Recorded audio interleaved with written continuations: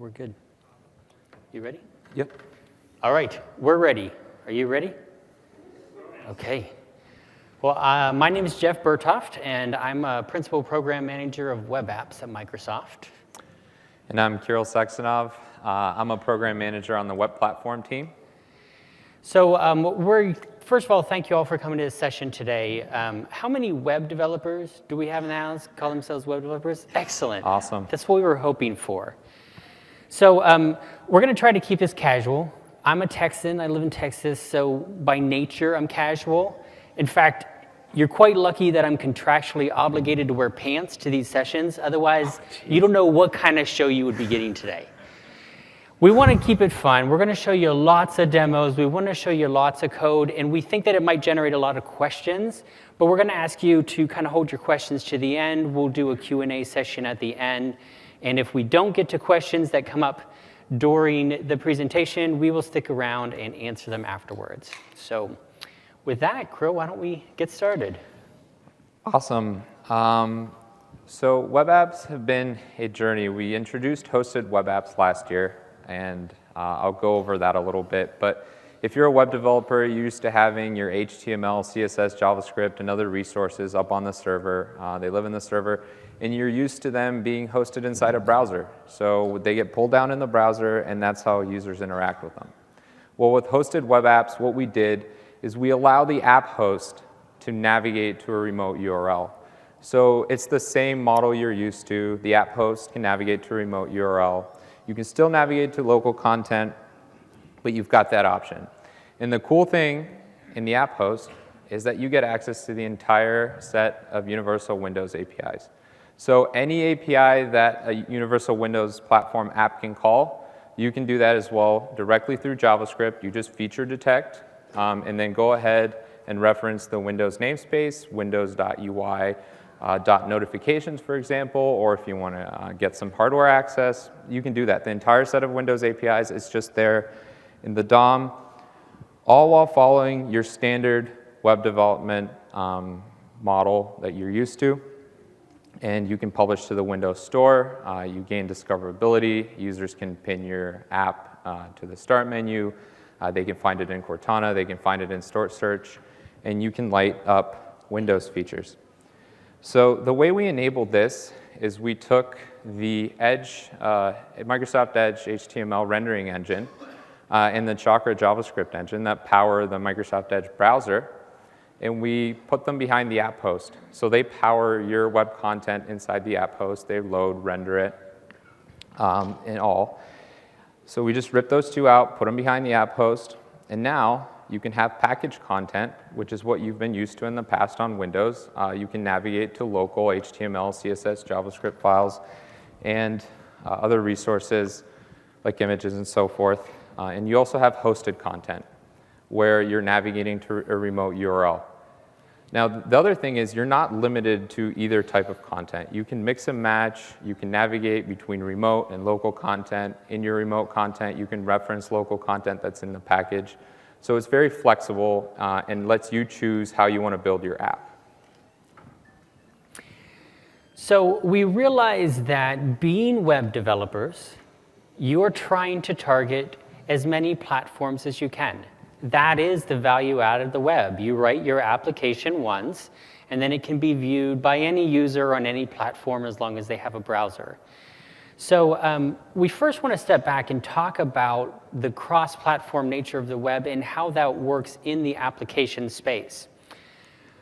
We know as a developer, you're used to writing for multiple different runtimes. We know how to do feature detection. It's something that we've been doing in the web world for years.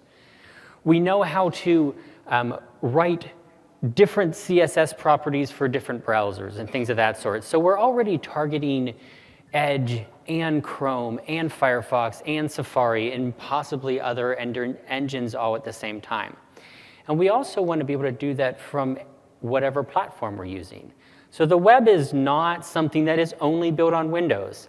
We would love it if it was. We would love to see every web developer in the world running on Windows machines, and maybe someday we'll get there. But we know that some of you are using Macs, some of you are running on Linux, And we want to make sure that you can continue to use the platform that you use today and the platform that you use to write your web applications to be able to write web apps for stores as well. Now, we also want to make sure that you can reach as many different devices as you can. So Microsoft, we don't just enable you to write applications for Windows. We also support tools that help you do that cross-platform. And we kind of divide that into two different sections. The first one is,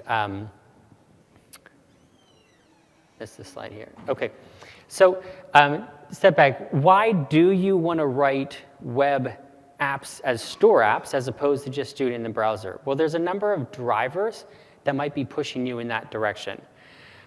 First of all, moving to an application, to a store app, helps you reach users. There are going to be some demographic of users who are going to look for your app in the store first before they go to a web search to find it. And we want to enable you to be there in the store when they do that search. We also know that there's many hardware APIs that are available on devices today that aren't available through the browser. So if you want to use Bluetooth in your application, well, we can enable you to do that as a store application when we can't yet do that in the browser. Monetization is another thing that's really tough on the web today. We've done a lot with ads, but when it comes to moving outside of ad networks and actually charging for our applications, it's quite difficult to do still.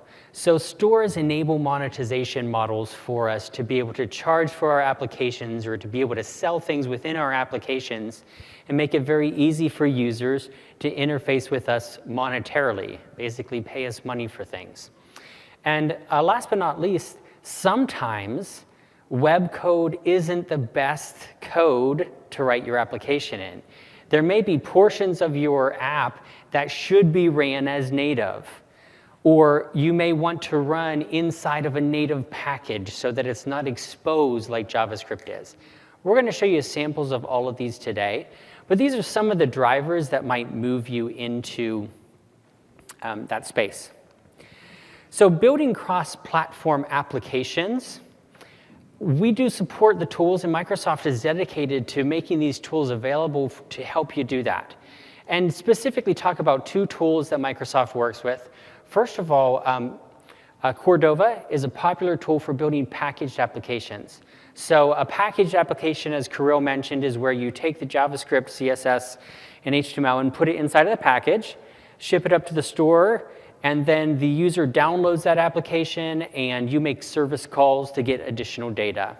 The hosted web app is where all of that content lives on your server. So for that, we have a community-supported tool that Microsoft invested in that's called Manifold.js. And we're both contributors to that.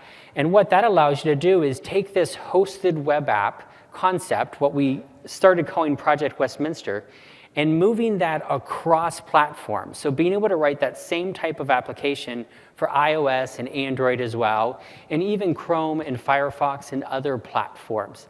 In fact, in the keynote today, they mentioned Manifold.js as a tool that helps you write Office add-ins as well. Office add-ins are just hosted web apps. In fact, they work very similarly to the way that our Windows apps do. So can you move me over to 8? I'm going to do a little demo for you. So this is one of our partners called WannaPlan, and they actually use WebGL 7. Say you're 8. 7. There we go. WannaPlan is a partner that uses WebGL to help you design floor plans and layouts, and it's a pretty cool application. I have a page set up here already that shows you what it is, and you can add Sierra garden boundaries here. You can add all this stuff to it. What we want to do is turn this into a store application. So I'm actually going to then run, Manifold.js here in the command line. I realize my color choice might not have been the best for this screen, but hopefully you can see it. So Manifold.js is primarily a command line tool. It's a Node.js tool. So you install Node.js, then you do an npm for Manifold.js. and it'll install the pieces. It also has a website component where you can actually just go and enter your information into a form on the website, and it runs this in the background. So I'm actually going to start with the URL here, and then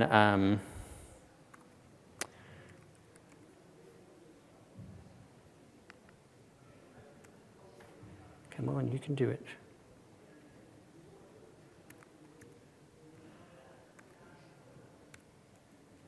Boy, Zoom, it does not want to let me type today. So let's do it this way. And then I'm going to paste in the URL. And then for fun, I'm going to just turn on the debug so that you can see what's happening. And when we run this, it's actually going to generate those applications for us right here locally. And it'll generate packages for iOS and for Android and for Windows 10. It'll also do one for the web as well. And what Manifold.js does is it takes the W3C manifest, which is a standard, and allows you to just write to the standard manifest, and then it converts that to the manifest for each platform. So you as a developer maintain the one manifest, and then we take care of generating everything else. So open this up here, and you'll see I have my application here. I'm going to go ahead and do run Manifold.js run Windows 10. Oops. Have to get into the... Have to go into the directory first. Yep.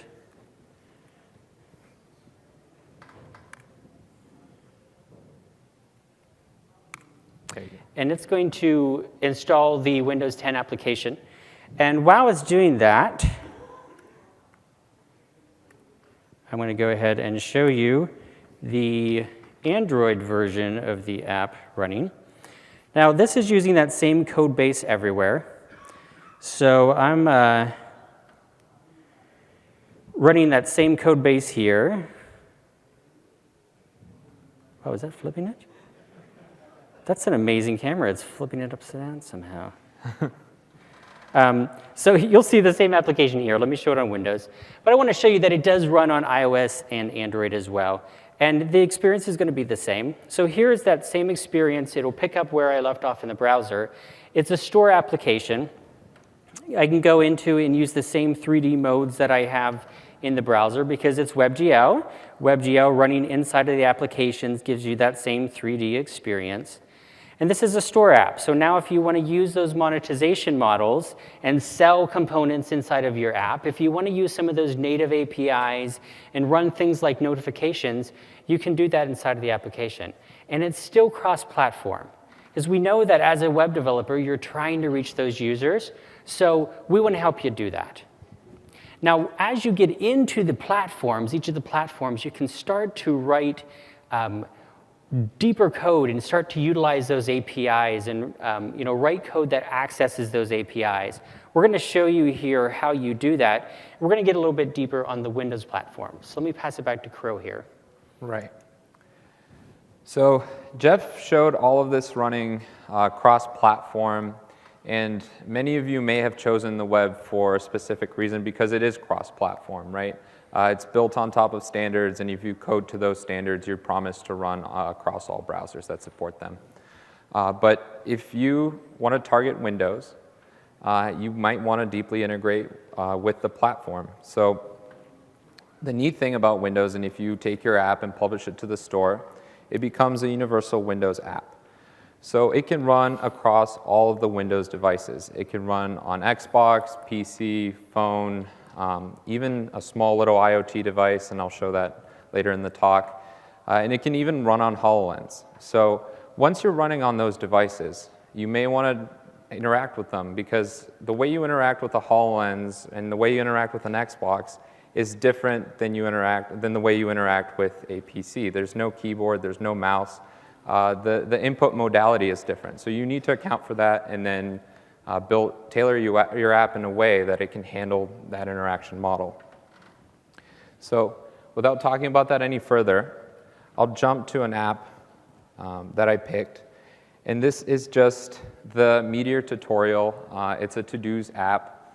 I picked it because it's a responsive website. It looks great on a big screen. It looks great on a phone device. And it's also got live syncing. So Meteor uses MongoDB, and they do data binding all the way from the front end to the back end. So when I add a to-do on any client, it'll get added to my app. And a lot of the patterns that you use today for web development translate over very well for multi-device development on Windows. Because you're doing things like feature detection. Well, that's something that you do on devices. I want to know if there's a dialer on the phone, so I feature detect for it. I want to know if there's a GPIO pin, so I'll feature detect that. And then also, your responsive design to match all of the different sizes of screens and window types that you have on different devices make it a well-suited pattern for bringing to multi-device. Right, and you're already detecting for those things if you're developing for the web. As Jeff said, there's APIs to detect what Windows device you're running on, so you can feature detect and then choose the feature set that you want to target without breaking your app in any of the hosts that it's running in. So what I did here is just pick the URL of my app, I added it as a start page, and then added it in the content URIs. Those are the two things you have to do to create a hosted web app on Windows, and this is just a hosted web app template. The other thing it includes by default is standard MS app error pages, and if there's any type of navigation error, so if I turned off the network, it would just navigate to those local pages, and then you get to own that experience and choose what the offline experience would be. But if I hit run here, it'll launch the application, and there it is. It's the tutorial application that's running on my desktop right now. People can access it on the browser. So Jeff, why don't you add a to-do for me? OK, for my browser. And like I said, there's syncing across clients. So Jeff's going to add a to-do for me. There it is. And what the nice thing is, when I'm running inside the app host, I can integrate with the platform. And in this case, I've chosen rich notifications. So that went away, but I can go back to the Action Center, and the notification's there. Oh, I look nervous. Oh, man, I'm sweating now. You want to do another one? No, let's just stop there. Well, do you need another one? Yeah, I do. Boy, OK. There it is. OK, I just wanted to show you the notification because, well,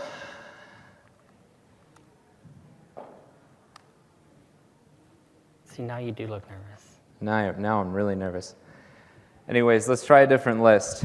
So if I add it here, it is not adding. Anyways, what you should have seen is when the notification popped, it was a rich notification. I could have got it. And what that would have done is checked off the to-do. But this same app is currently running on the Xbox. So we talk about cross-device a lot, but we've never shown apps run across devices in a demo. So today we want to take that concept and actually show it. We showed you an app running on a phone. We showed you an app running on PC. But if we switch over to the Xbox, I can go to that exact same app, the Windows To-Do app, and you can see it live updated. And I'm actually getting the notification on Xbox now as well when I launch the app. So thank you, Jeff. I'm looking good. And I've got all of those to-dos because it's live synced. Matter of fact, if I go back to my desktop client here, I can add another to-do. There's another notification, but I can add a note for myself, and that'll show up. So that's it. That's a cross-device app, a cross-platform web app that runs cross-device on Windows. The same app that you can deploy to Xbox, to phone, and to PC. So in this example, Crow didn't have to change any of his code on the server. It was a web app, which he then added some code to handle the Windows APIs. And for that, he did feature detection. I think you have a sample I do. of that I'm to going to show. show that now. If I switch back to my desktop, so for the notifications that were not working, let me try it one more time. Just in case.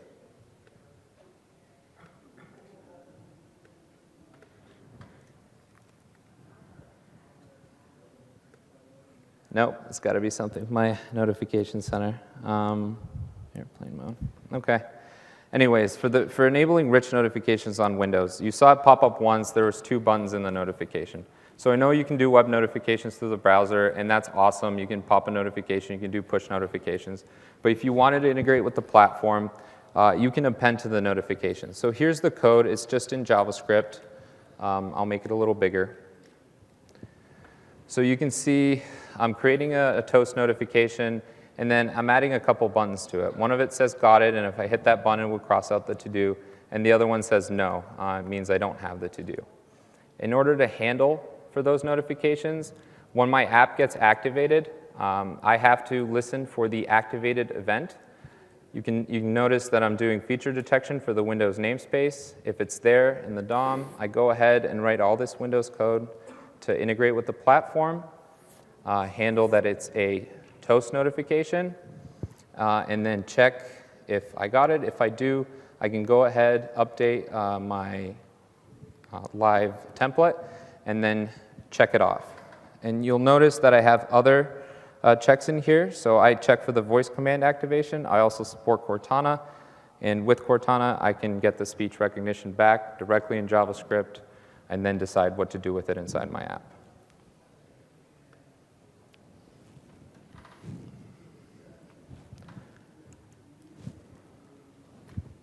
So one big announcement that came out yesterday was UWP's coming to Xbox.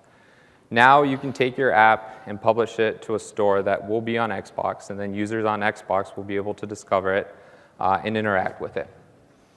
There's a couple key points to note. I mentioned this and touched on it a little bit earlier, but the interaction model is a little different. So when you're on Xbox, your users don't generally have a mouse and a keyboard. They have a gamepad controller. So what we did there, the default mode that you'll get is a mouse pointer controlled by the left thumbstick on the gamepad, and your users will be able to interact with your website that way. But we also added an open source JavaScript library. The link is there. It's on GitHub. You can pull that down. It's around 5 kilobytes or something like that. And if you add it to your site, you can enable HTML elements to be controller enabled, basically controller focusable. So a user can use the controller to interact with your page. And then the last thing you have to consider is just general design guidances, right? You're designing for a large screen.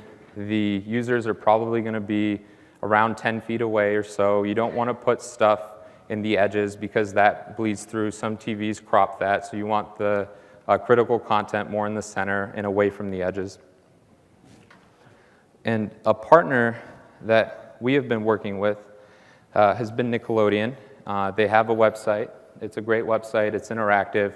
And they discovered that it looks great on the TV as well. So they thought, why not try our website out and see what it would look like as an Xbox app? Now, this is still in development, so it's not the final product. We're not showing an app that's going to be in the store yet. But they're on their way. They've taken the JavaScript library that I talked about, and they've gamepad-enabled their website. So I'll switch over to the Xbox and show that running.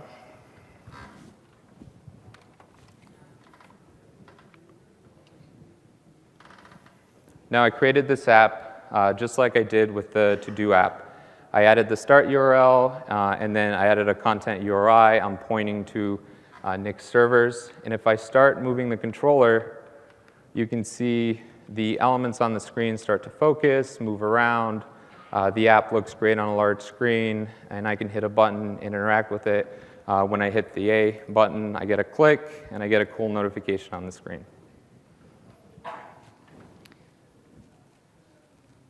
So if you flip me over to 7 there, input. Now, they built this application targeting the Xbox, but this is a UWP. So when you build it for one platform, it actually runs on all those platforms. So the interface is also quite suitable for a PC. So this is that same application running here on the PC.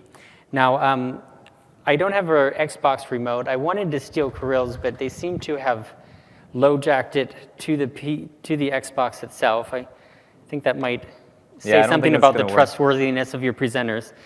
But it works with the Xbox and the PC, but then it also falls down to your XY controls. So I'm using my arrow up, left and right buttons to be able to navigate through this application. And there was no additional code. This was the same code that was written for the Xbox to enable that great experience there. And it just falls back to the PC and works for that experience as well. Right, so it's that same directional navigation JavaScript library that we have a link to in our slides. It runs great both on the Xbox and then through the arrow keys on a PC. And that's kind of the synergy that you get when you start building across all of these devices. So your cross-platform code starts to take shape on all the different Windows devices and lighting up just by adding Windows APIs to them.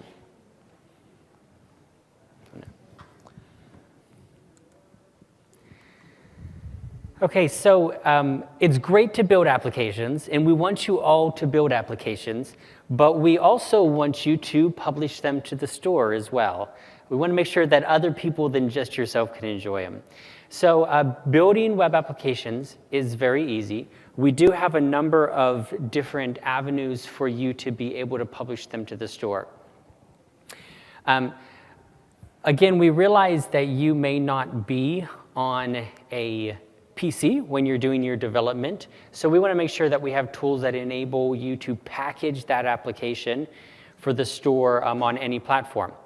So the first thing that we've done is with Manifold.js, it actually enables packaging from that tool as well. So if you're running that command line tool, you can just type in Manifold.js package Windows 10, and it'll give you an AppX that you can then upload to the store. It actually does it for iOS and for Android as well on those platforms. So it helps you packaging across the way. But you can be on a Mac and build an AppX for a Windows 10 store, all through that command line tool. You can publish using Visual Studio, of course. The tools are well integrated into Visual Studio so that when you're ready, you can just go to the store menu and create an AppX for the store, and then go to the Dev Center and upload there. But we want to talk about a new way that we're enabling you to be able to upload your packages. And it goes back to the, did I skip the manifest? To the W3C manifest. Okay, so we talked about how this is the key to building those cross-platform applications. Well, soon you will be able to upload your W3C manifest to the store, the Windows Dev Center, directly. And I'm going to show you a quick little demo of how you do this. But we want you to be able to just maintain that simple manifest. Instead of having to worry about the AppX, you'll just upload that manifest directly. So what I'm going to do is, first of all, I'm going to open up the Dev Center, where I've already started Jeff's fantastic test app. Oh, thank you. And so at this point, what I need to do is upload a package. So I'm going to go to the package here. And what it'll tell me is that I can upload an XAP, a Zap, an AppX bundle, an AppX upload, or a .web file. So this is something new that we've never done before. And it's actually really easy to make that. I'm going to start with the Bank of Contoso sample here. This is the app that they showed in the keynote yesterday when they did the Bash demo. And what I'm going to do is I'm actually going to take my manifest, which you'll see right here. I'll open it quickly. This has the start URL, the name, references to my images, the scope that I want in my app, which will be translated directly to those URL rules that we have in Windows. And then I'm also going to take my images, and I'm going to zip them up. And then I'm just going to change this name to Windows App .web, and it can be any name .web. So I'm changing that zip file to a .web file, and then I'm uploading it to the store. And the change of .web is just to notify the store that you are uploading one of these packages. We didn't want to use just .zip because that's generic. You could be uploading any files. But when you change the extension type to .web, you're signifying that you're uploading a web app manifest. And when you do that, the store will accept your submission. Right. I think I clicked my button a little too early. But so it's quite easy for you. So it doesn't take any tools at all to do that. You can upload that directly to the store from any platform.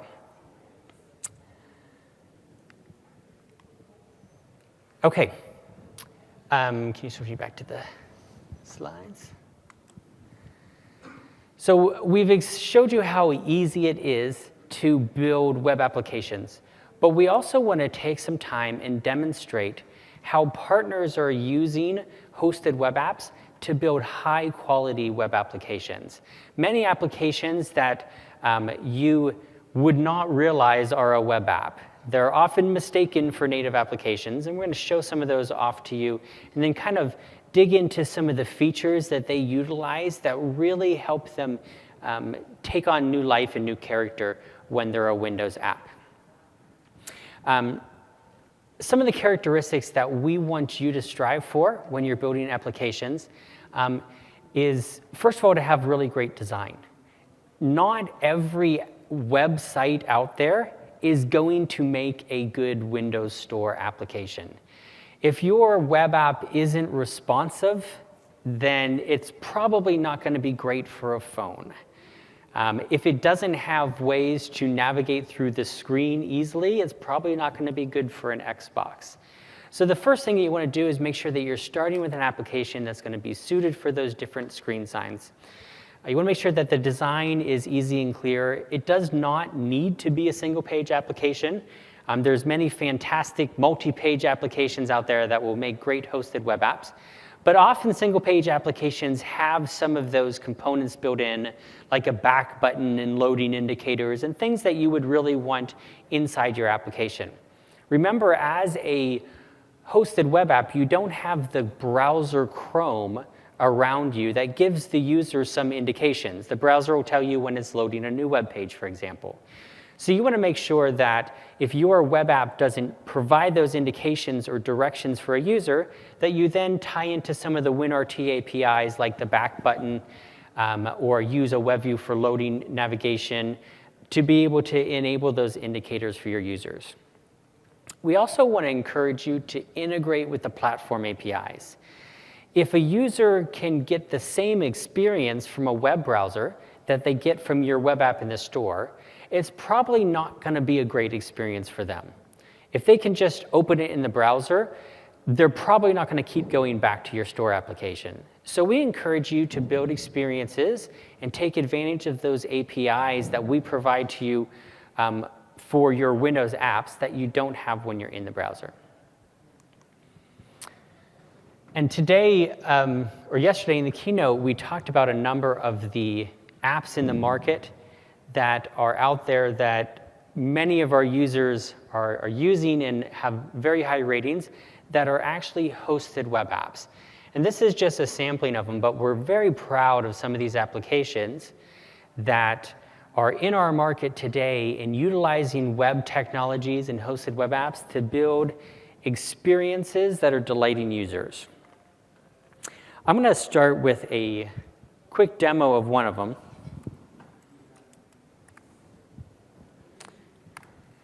So Shazam is one of those partners that builds with web technologies. Now, one of the drivers for Shazam to build a hosted web app is that they wanted to be able to go and hire any web developer off the street and know that they would be comfortable working with the technologies and the workflows that they use to build their Windows app. They do a lot of their development in the browser before they even move it into an app. So that way they're able to use the browser tools that they're comfortable with, the debugging tools that they're comfortable with in the browser before having to go into the application. Now, one of the features of Shazam, and can you open your Pandora For sure. quickly and play a song for us, is that it is listening to the music and it's going to pick up the music. No, let me try a different song.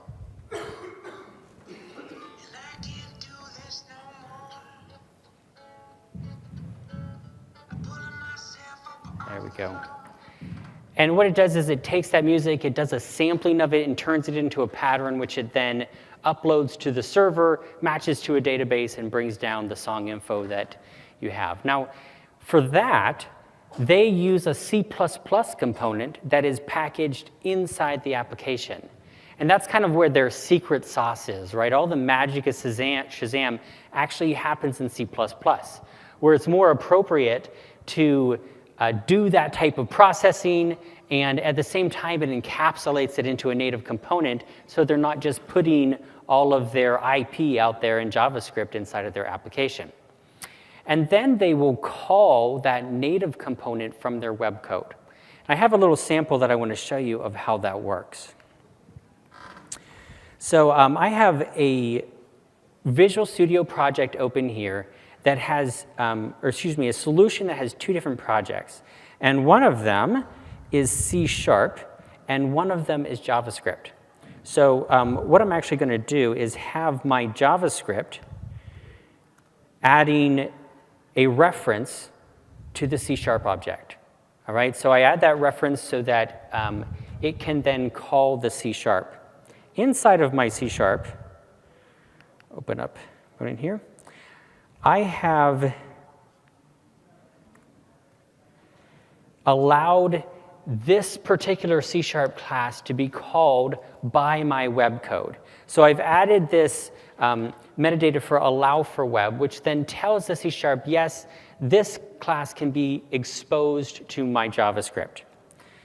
Everything. So when that project is built and the WinMD is created, all that allow for web means is that JavaScript that's running in the same project can call it. Yep. And then here, I then, in my JavaScript, will see in the DOM my C# class. So communication WinRT, which is what my project was named, then appears as a DOM API. So inside of window, I'll have window.communication WinRT. And so I'm setting that to a variable and creating a new instance of it. And then I'm actually adding it to my web view in this case. So the code can either directly call, you can use it in a hosted web app where you directly call that C# code, or in this scenario, you can use it with a web view where I am then pumping that from the JavaScript layer down into my web view. Right.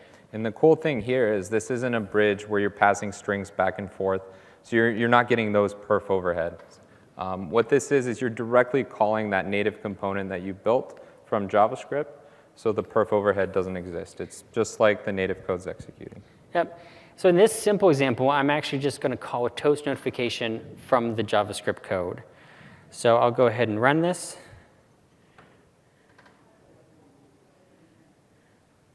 And then I'll hit notify, and you'll see my toast notification pop up here. The toast notification was actually called from C#, and my JavaScript code called the API it saw in the DOM. So here's my JavaScript communicating directly with the native code that's inside of my package. Got it? All right. So that's a really great example of how you can integrate the native to build experiences like Shazam does. I'm going to pull up another partner that we are very proud of the application that they've built for Windows, and that's Pandora. So Pandora needs little explanation. We all use Pandora to play our internet radio stations. And Pandora builds a hosted web app as well, so they can make changes on their server without having to update all of the code in their package. Now, I want to show you an example of integrating with media controls, because we know that there's a lot of media apps out there that are building hosted web apps who are reusing web code or building new web code for their application. So I actually have this simple page out there that all it does is play a video, okay? And I'm going to convert this into a Windows 10 app. So I'll start here, and to make it go quicker, I'm just going to do the platform to Windows 10. That's all we have there.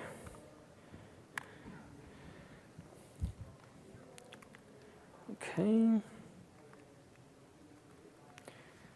So inside of here, I have the application for Windows 10.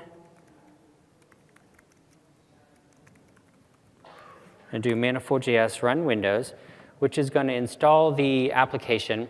So the web app will feature detect for the Windows object. And when it sees that Windows object, it'll then attach some of the code it needs to integrate with the controls. So let me show you what that looks like. I'm going to play this video here. And now whenever I change the volume, you'll see I have the pause and play, which then works with the keyboard as well. I have the back and forward if you have multiple tracks, all integrated. And it works both ways. So whenever I hit the play of, or the pause of my video, it knows that it's paused here, and then I can start it back up on that level. So you want to integrate with those controls to make it easier for a user. It's quite easy to do. The very first thing that we're going to do is we're going to be testing for Windows, and we're going to say, if we're in Windows, then we're going to call this JavaScript code, because we don't want to run this code in a browser. It's not going to do anything except generate errors. So we'll then go down, and the first thing we do is attach to the Windows Media System Transport Controls, which is going to be the play, pause, and the stop in this case. We want those to call JavaScript functions. So we're going to attach those functions whenever we get a media control. Depending on the button type, we're going to go ahead and call one of these 3 JavaScript methods. And then we have those JavaScript methods here, which is going to get a reference to our video file and do either a play, pause, or stop on it. The next thing we want to do is not only tie the system controls into the video file, but we want the video file to also announce to the system controls when something has changed. So it's going to work backwards, where if we hit play or pause on our video file, it's going to navigate, it's going to notify the system controls that there's been a change so that it can respond to its UI as well. And this is what a user would expect when they are playing a media application. They expect that if they hit controls on the screen, a pause or a play, that their system controls would be able to respond to that as well. So it's pretty easy to do. Now, I'm going to pass it over to Kirill, who's going to show you quickly the app running on a PC, right? Yep. And then he's going to talk about what he has to do to move the Pandora app to other platforms. Right. So I've already got the Pandora app installed. I'll go ahead and open it up. And Pandora's done a lot of the things that Jeff just went over. They've integrated with the play, pause. So I'll hit play so we don't have to hear that song anymore. And then you'll notice there's no go back, but there's a skip button. I can hit that. It'll change the song. It's a great design. Stop.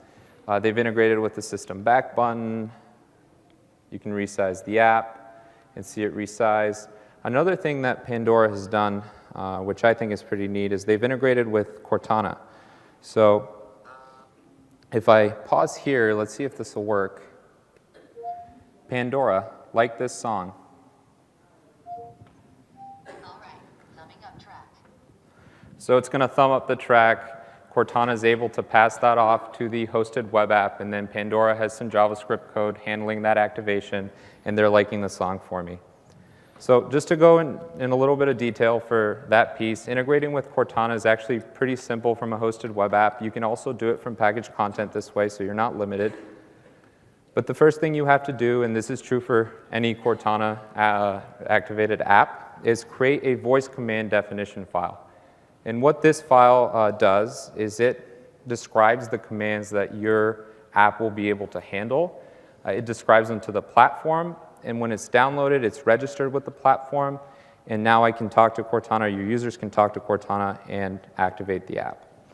The next thing you need to do is in your HTML page, just stick a meta tag with the name of MS application, Cortana VCD, and then the content points to where you're hosting that VCD file. It's an XML file. You could put it up on your server, or you can keep it local.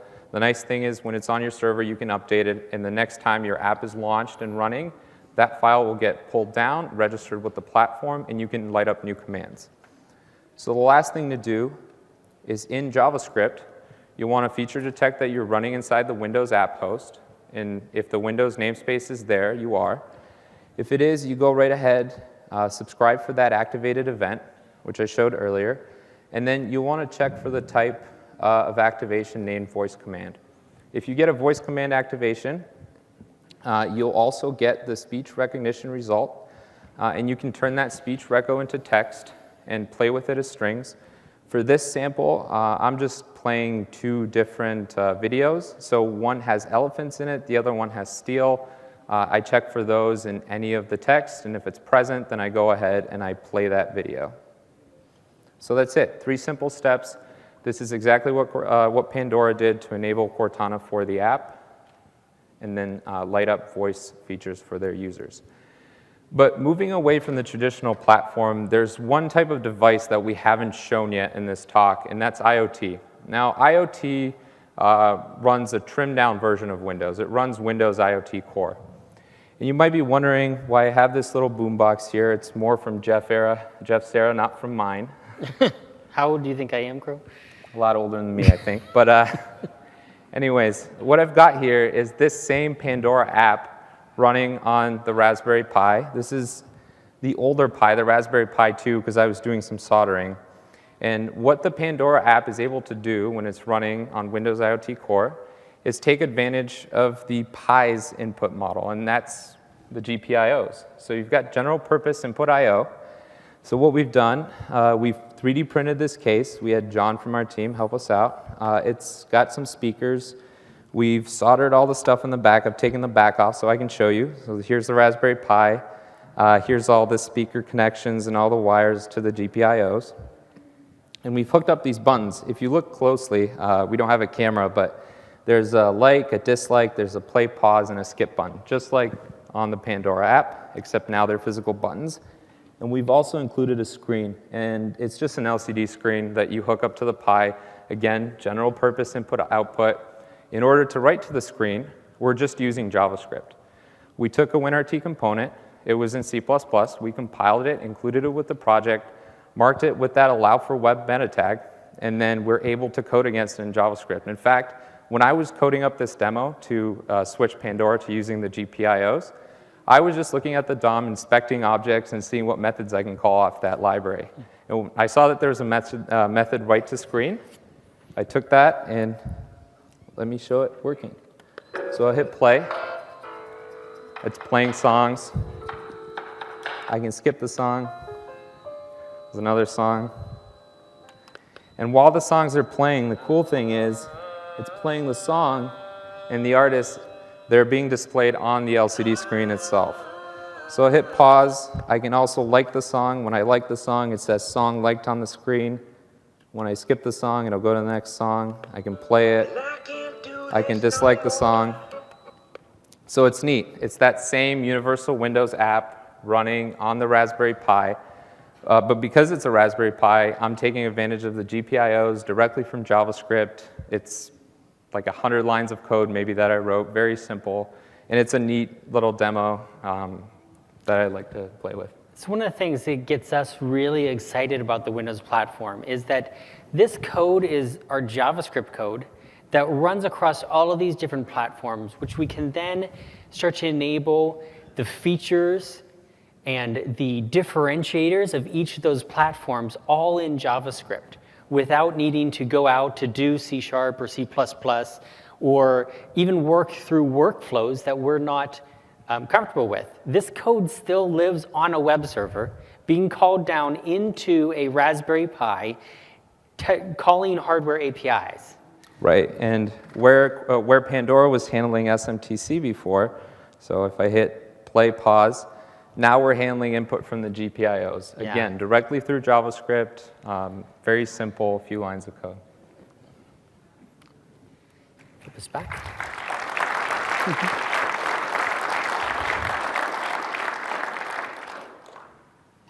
All right. And this is actually the code that I wrote to handle input from the pins. If Jeff goes back one slide. Slow transitions. Slow transitions, but I wasn't lying. All you have to do is open up a GPIO controller that's another Windows API, and it gets exposed on a Windows IoT device. This is all in JavaScript. I'm opening the pin. Pin number 12 is one of the buttons that I'm using. I'm adding the drive mode, so when I click it, I get that input back. And then I'm adding an event listener for on value change there. And then inside my function, I can do things like play pause, skip to next track, dislike a song. So that's all I'm doing. Okay. In summary, we're reaching out to web developers. We want to make sure, first of all, that there is value in the Windows platform for you. So that's one of the reasons why we are investing in the cross-platform tools. We realize that you're writing for multiple platforms. We want Windows to be one of those. So we're going to work hard to make sure that you have the tools that you need, that when you write for platforms, that Windows is one of them. We also want you to dig into the Windows platform and create great experiences there. One of the things that we want you to walk away with today is that this is just JavaScript.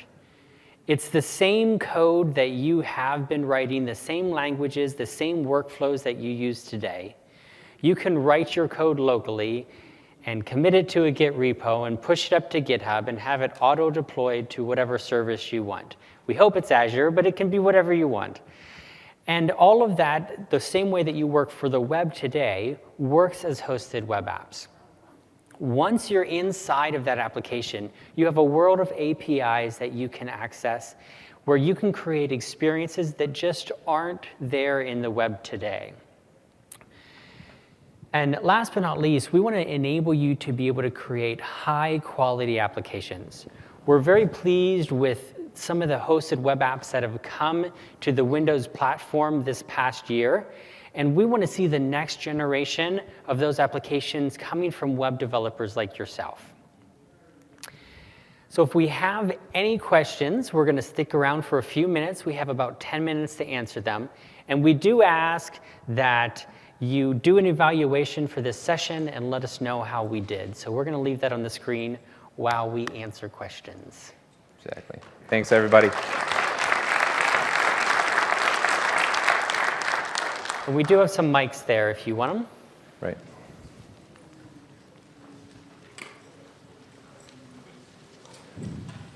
Sure. I got a question. Yep. Excuse my voice, my allergies are killing me. How did you guys deal with, so if you have a web API and it's dealing with cores and you have a known URL that you're calling it from, okay, now it's everywhere. How do you deal with a CORS call coming in from a Raspberry Pi to a web API out on, So because the code is being launched from a web URL, it actually is using that domain. So it is, in this case, let's just say it was pandoratest.azurewebsites.net. The same CORS rules that we use in the browser are the same things that work inside a hosted web app. Right. In fact, the slide I showed when we ripped out that same engine powering the web platform inside the browser, it's the same thing that's on the Raspberry Pi. Exact same engine. Yeah. The security rules aren't different. CORS, everything's the same. tokens, the whole thing works. The whole thing works, exactly. And that's the promise of taking that same engine that powers the browser and putting it behind things like the app host, web view, and all the other web controls. The same Edge engine. Okay, one more question. Yeah. And you didn't add any script tags anywhere for that Windows stuff. That's all related to the app host, you know, the access to window.ui. Right, that Windows object, that's just in the DOM, present in the DOM when your code is running inside the app host. Okay. Yeah. And then the same thing for Android and iOS? Or? So with Android and iOS, what we do is we utilize plugins, Cordova plugins to do that. So some of those will fall under different namespaces, but in general, they work the same way. One of the differences is you actually add a JavaScript file for iOS and Android, or we can add it for you if you don't want to add it to your server. That kind of enables that namespace. But it's not quite as native on iOS and Android, but definitely works. I have two questions. Yeah. Yeah. So the first question is, when you put it on these other devices like a Raspberry Pi or even Windows 10, how do you debug it? Or what's the debugging experience like? So let me switch over back to my laptop, but it won't work with the Pandora app, but because it is a store app. But if I go to that Windows To-Do sample and open it, I can hit F12, and that'll bring up the exact same browser debugging tools that come with the browser. You can Very do it cool. this way, so it's the exact same tools that you get with the browser. Yep. Or you can use Visual Studio, which again exposes the JavaScript console, the DOM Explorer, and similar tools that you're used to. Okay, awesome. So the second question is, you mentioned about deploying, as long as you're using Git and it's on GitHub, you can deploy it. What if you're not using GitHub? Like, what if you're using... Oh, you don't have to use okay. GitHub. Okay. So wherever your code's deployed, it doesn't matter. Just Okay. like it works in the browser, it'll work in the app host on an IoT device or an Right. Xbox or a PC. Okay. So you can deploy your code anywhere, basically. And it doesn't have to be, the back end doesn't matter. Mm-hmm. It's just, as long as it's web code and it runs in the browser, it'll run in the app host. Awesome, thank you. And I forgot to mention, we have some Manifold.js laptop stickers up here afterwards if anybody wants to come by and get some. We have another question here? Yes. Do you know if the store team's going to do anything to prevent people from creating apps for websites that they're not responsible for? Yes. So there is a process. I can't give away too much of the secret sauce, but first of all, apps are reviewed when you're submitted to the store. Okay? So there is a review process to see if they're appropriate. And then there is a way for them to tell, and I can't give too many details, but for them to tell if it has changed. So they are not just monitoring up front, but they're also monitoring deployment continuously. Now, the way that the Windows Store works is that we don't handle IP takedowns on our own, unless it's something that is blatantly unsafe or someone trying to deploy a Facebook app that is tying into a back end that is not Facebook or something like that. But if there's IP, just an IP thing, we actually wait for it to be contested before we take it down. So there's nothing stopping a developer from creating like 500 apps for just 500 different websites? That's right. Yeah. Now, like I said, those website owners will likely protest. But Right. And then apart from the store on the standards front, with the web app manifest, we're pushing for getting contact info or something else, some way to validate that it is the owner of the website publishing that manifest. So we're trying to add that to the spec, and we'll see if it gets added in the future. I have a quick question. Are you using Azure to deploy to all the different devices? Like, well, for Windows, it's on the Windows app and the Yeah. Windows Store is a bit different. But like IoT, I'm not really familiar with it. So like, how did you deploy to So those devices? On IoT, there's actually a few ways. The first one is through Visual Studio. When you connect the Raspberry Pi to an Ethernet connection or to a Wi-Fi connection, it gets an IP address. So when you're in Visual Studio, let me pop it open and show you. It'll make more sense. You can go deploy to remote machine, and then if you go to project properties, you'll be able to set the IP of that machine. And that's how you also deploy to Xbox, IoT, and you can do it on, well, phone is, you can connect it. Another way to do it is the Windows device portal. So if you go in the browser and you just type in http:// the IP of that device, and then for an IoT device, it's port 8080. You hit enter, it'll navigate to the device portal, and through there, you can deploy your app on the device. you can upload your AppX through Right. the web browser right onto the IoT device. But does that require like a direct connection or at least Nope, they just have to be on the same network. same network? Okay, thanks. All right, we'll have time for one more question, then we'll hang up here So- afterwards. Can you show us how you managed deploying to multiple platforms to isolate the JavaScript? Or did you compile each individual JavaScript set for deployment? So as I would build an app and I would want to target multiple devices, Yes. but I would have specific checks and specific JavaScript code, what pattern or what strategy would you recommend to manage that? So what we found is that different developers have different strategies, and we want to support them all. So through Manifold.js, what we'll actually do for every platform is we will allow you to either manage that yourself on the server, where you can include them all and do feature detection, or do just a different JavaScript file for each one, or you can put that specific JavaScript in the package itself and then let the app inject it into the web page. So that way you put your JavaScript for iOS into your iOS package, you put your JavaScript for Android in your Android package, and your one for Windows in your Windows package. That is, it's really up to you, however you feel comfortable managing it. We'll support all the different scenarios. We don't want to make judgment calls. It's all good. All right, well, that's all we have time for today. Like I said, we'll hang up here for a few minutes, and if you want stickers, I'll pop them down here. Just come and grab them. Great job. Thank you all. Thank you.